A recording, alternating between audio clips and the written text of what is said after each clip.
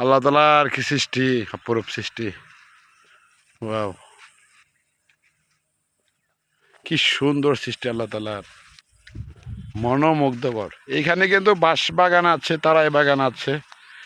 এই নতুন পর্যটন কেন্দ্র নালতেবাড়ি মধুটিলার চেয়ে এগিয়ে যাবে, এটা আমার দৃঢ় প্রত্যয় এবং বিশ্বাস। এই শীতে গরম পড়েছে, গরমে কাজ সমাপ্ত হবে ইনশাল্লাহ। এই শীতে এই পাহাড়ে চূড়ায় উঠলে আকাশ একদম কাছে, সূর্যটা একদম আমার মাথা ভেদ করতেছে, গরম চরমে, আকাশের কালো মেঘগুলো দেখা যাচ্ছে। আমি কিন্তু পাহাড়ে অনেক নিচে, পাহাড়ের চূড়ায় মঠিনি। ওয়াও ওয়াও, এত সুন্দর আল্লাহর সৃষ্টি। ওয়াও,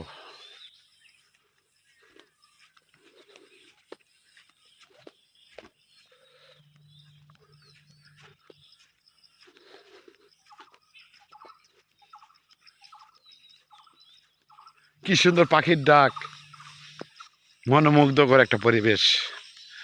যদি হাতির আক্রমণ না থাকতো তাহলে হয়তো আমি ছোট্ট একটা কুড়ে ঘর, কাশ কাশ ফুলের বেড়া এবং ধান গাছের নাড়া, শেরপুর জেলা মানুষ বলেন নাড়া, এগুলো দিয়ে এখানে ঘর বানিয়ে আমি যদি বাদ বাকি জীবনে এখানে থেকে যেতে পারতাম, ভাল লাগতো।